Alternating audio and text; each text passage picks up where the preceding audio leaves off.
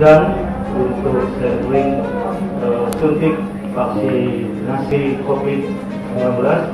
Alhamdulillah saya sudah melalui dan melaksanakan suntik vaksin COVID-19 dengan alhamdulillah lancar, sehat. Saya sebagai Ketua Apindo Kabupaten Subang ikut mengimbau pada seluruh perusahaan yang ada di Kabupaten Subang, buruh dan karyawan agar mengikuti vaksinasi COVID-19. Jangan takut.